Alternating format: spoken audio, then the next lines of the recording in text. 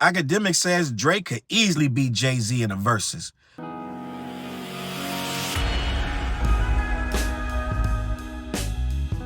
What up, words? Your boy Charles Brown back again, talking facts. Hit that like button, hit the subscribe, and notification bell. Keep sending those Cashaps to CLBMG. Join the membership gang. Listen.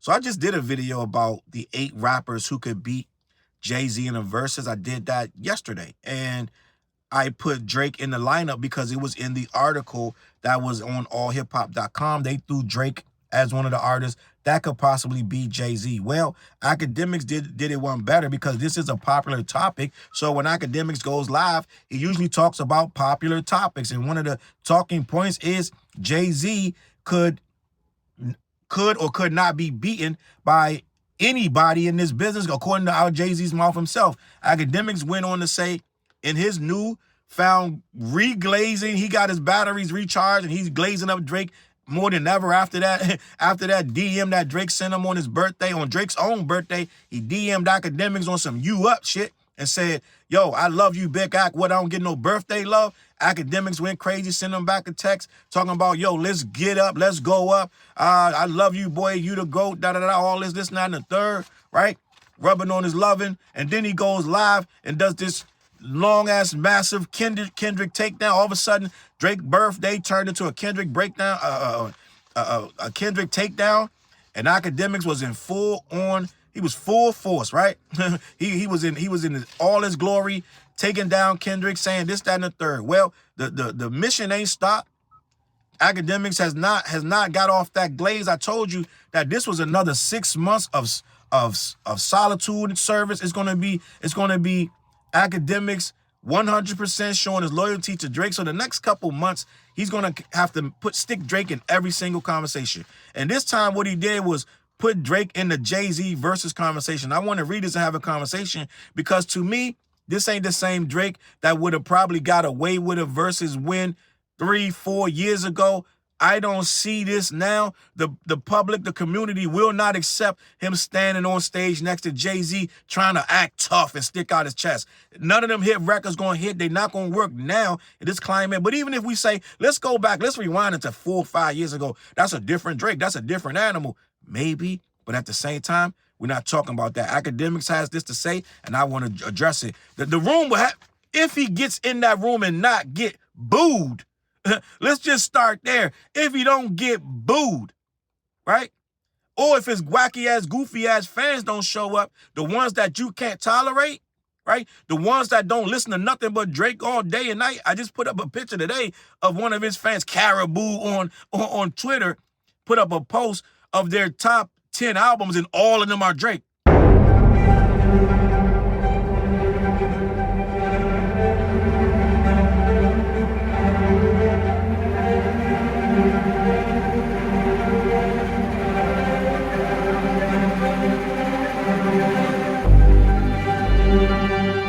Right? Every album Drake has is in their top 10. They don't listen to nothing else but Drake, right? Clearly bodied the Sexy Songs for You one because it has 3 times the streams of all the other albums, but all of their albums was Drake, right? If you get them in the building, it might be a fight or two, right? Because they're obnoxious. They probably won't let nobody enjoy the show. But if you just get regular people that can be objective and just watch the show, Drake might not. A lot of people are not jacking Drake right now. So he might get booed up there. Let's just be honest. But let's just say he don't get booed, right? Let's just say he go up there. Some of them songs where he's acting tough, this, that, and the third, they're not gonna really fly right. They're not gonna feel the same. But let me read this and get an understanding. DJ Akademiks argues Drake could beat Jay-Z in the verses and has 5 times as many hits as him. Akademiks must have forgot, right? Remember that Roy Jones record? Y'all must have forgot. Akademiks must have forgot. This man was already talking retirement before Drake even really got popping in this business. I don't know if Akademiks understand this guy came out in 1996. Way before that, but his record dropped. If I'm not mistaken, Reasonable Doubt came out in 1996. This guy been on an upward trajectory since then. This guy was doing millions of records when Drake was still in Canada. Before he even got the Wheelchair Jimmy job, he was already on 10, having hit records back then. Akademiks must have forgot, but Akademiks like to rewrite history. All right? So let me read this. This is by Cole Blake, Written by Cole Blake on hotnewhiphop.com, HNHH.com. Jay-Z previously claimed that no one could go toe-to-toe with him if he were to make an appearance on Versus. DJ Akademiks recently shared a hot take on the idea of Jay-Z being unbeatable on the series, Versus.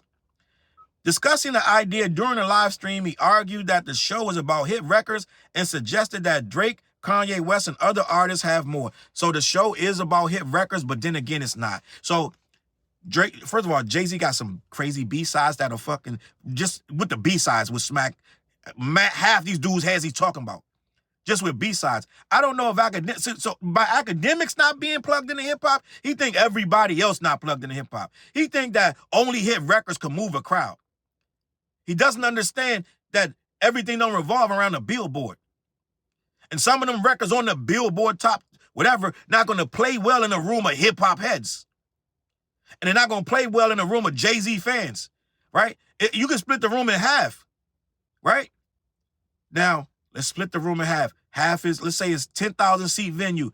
5,000 of them is Jay-Z fans. 5,000 of them is Drake fans. Well, the problem is, a lot of them songs that Drake going to play, not going to resonate over there with them Jay-Z fans. But some of them songs that Jay-Z going to play, really going to resonate with them Drake fans. So Jay-Z got more of a chance to move his crowd than the opposite way around. Let's just be honest. We're talking about two different animals. Jay-Z fans going to be older. They're going to be way more in tune with the culture.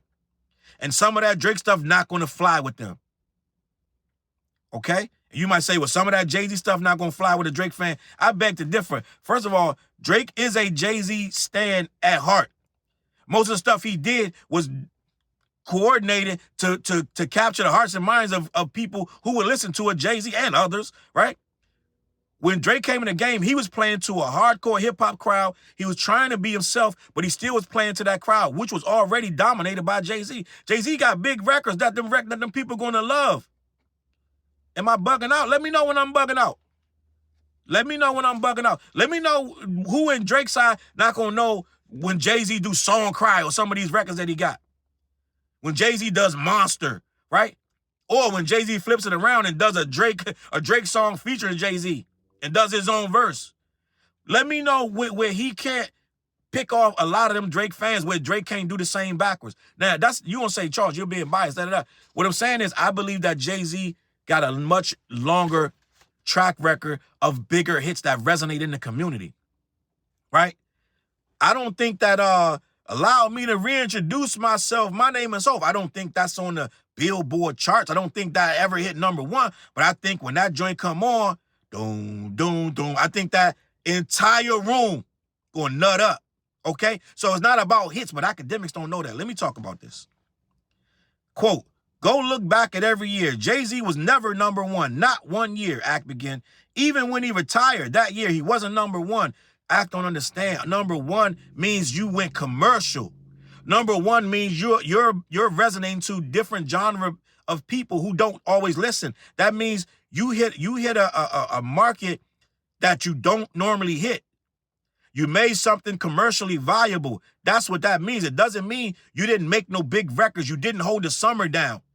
Right? This dude Jay-Z says it all the time. 7 summers, right? Dear Summer, I held it down for 7 summers. He wasn't lying. It's not an exaggeration, right? So Akademiks wants you to believe because Drake got #1 records. You used to call me on your cell phone. He thinks those records going to play in the verses. Let me continue. From there, he suggested DMX, Eminem, and 50 Cent were bigger during the first several years of Jay's height. He also compared them to LeBron. He compared them to LeBron James rather than Michael Jordan. Quote, he's one of the best rappers bar for bar. Yes. Hit song for hit song, nigga, please. Versus is not a bar for bar shit. Akademiks continued, arguing that Drake and Kanye West have 5 times as many hits as Jay. So let me ask you a question. When the people tuned in for Jeezy versus Gucci Mane, how many were all about the hits?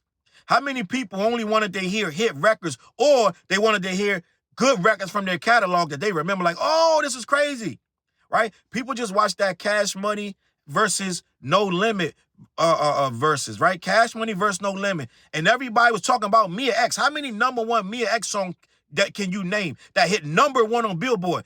People want to hear, they want to get nostalgic, and they want to see you go nuts on that stage and do a song that they may or may not have heard, but they want to see you kill it. And for the most part, this shit gonna be performance-based. It ain't gonna be because hit records. Akademiks don't know what he's talking about.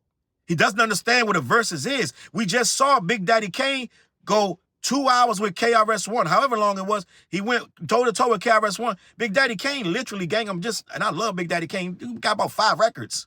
Dude, Kane got about, at the end of the day, Kane got a whole profile. He got a whole discography. But at the end of the day, when you're talking 20 songs, Kane got 5. At the best, 7. Like, so Kane knew how to incorporate freestyles. He used other people's beats. He made songs. He switched it up. He made a whole show. And that's what the verses is really about. And people walked away saying Kane did his thing. He should have lost badly to KRS-One. He should have been out of there in the first 15, 20 minutes. But Kane went the whole thing. And people like myself, a lot of people say Kane won that. Now, a lot of people going to say KRS won just off default because KRS got way more records. But Kane held his own to the very end. Akademiks don't understand that. We are hip-hop heads. Akademiks only want to know what did it chart. Akademiks is dumb. So that's why we got to sit here and correct Akademiks in real time. Because he's not a hip-hop head. He's not of this culture. Right? He's a dude that can talk about certain elements of the culture, the big elements that have fell into his lap. But I don't know how this dude ever was a DJ saying the shit he says. Let me continue. Then he compared him to LeBron. How? In what world is Jay LeBron? Make him of rap. Like, if Jay not Jordan of rap, who is? Please. Let me know who's the Jordan of rap if it's not Jay-Z. I need to know. How is he LeBron? So that means somebody came before him, was bigger than him, got a bigger career than him, and could son him. Who? And he was looking up to them to be them.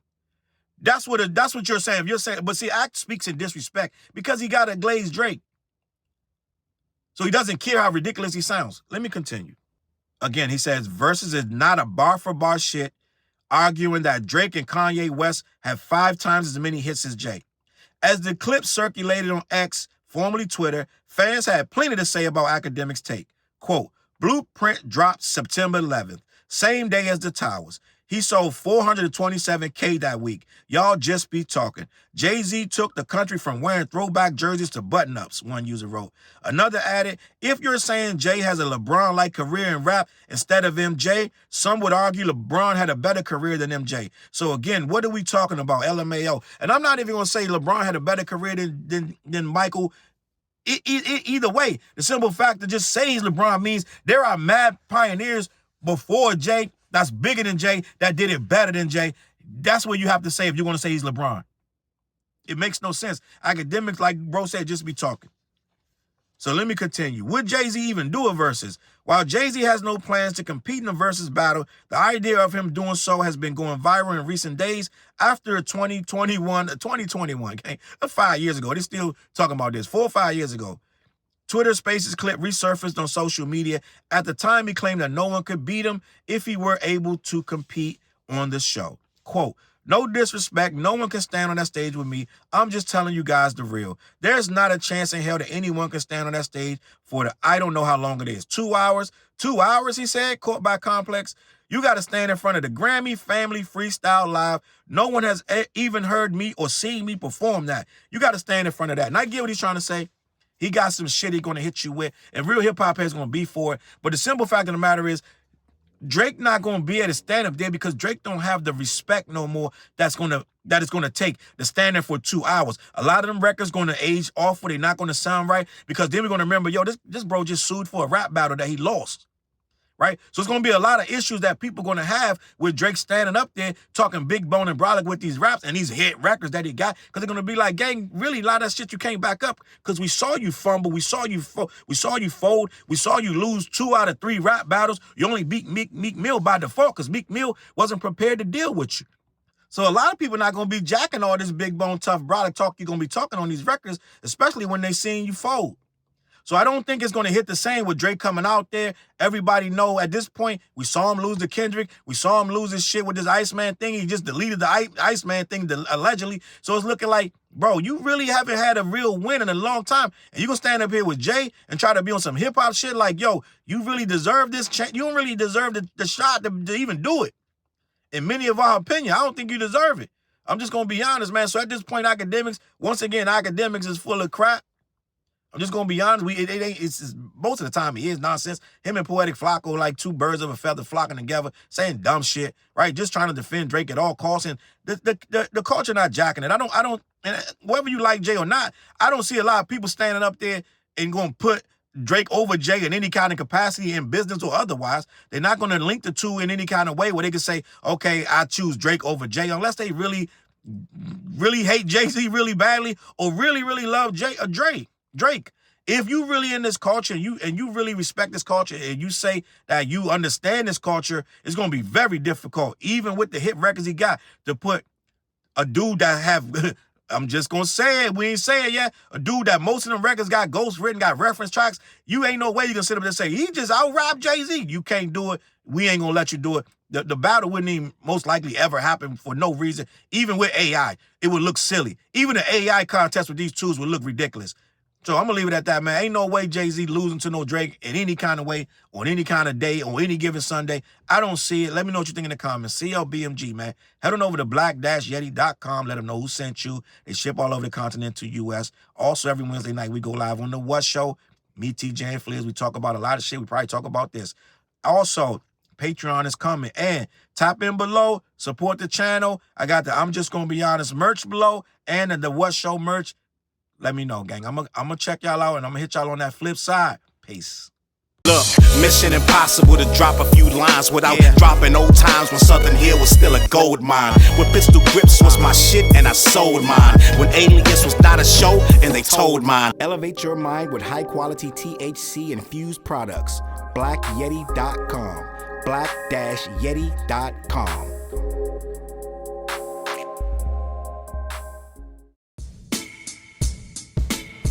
CLB.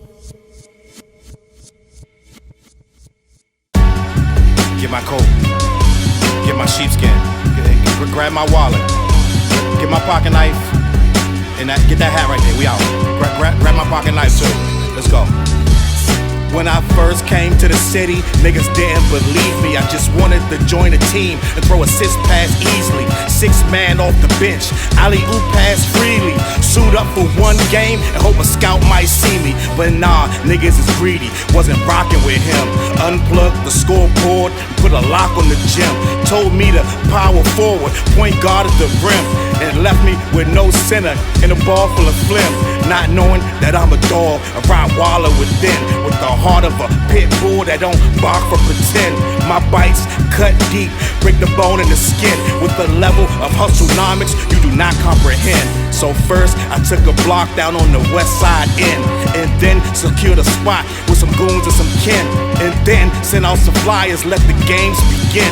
And in 6 months time, the city like that's him. Oh yeah, he the one that moved the hustle to the burbs. And yeah, he the one that knocked the hustlers off the curb. And yeah, he the one that set up shop without a word. And he the one that got it cracking. And all he did was rapping by the Hooters. I kept killers from being shooters. Put a mic in a thug's hand, now he loyal like past fans. Take a man off the streets past the needles and crack cans. Promise mama to keep him safe, then put some food in his face and he'll kill for you. But I don't need him for that. Click like, click share, tell them bitches we back. Share the whole location, tell them niggas where we at. Cause we out here and we ain't the cheese, we the trap.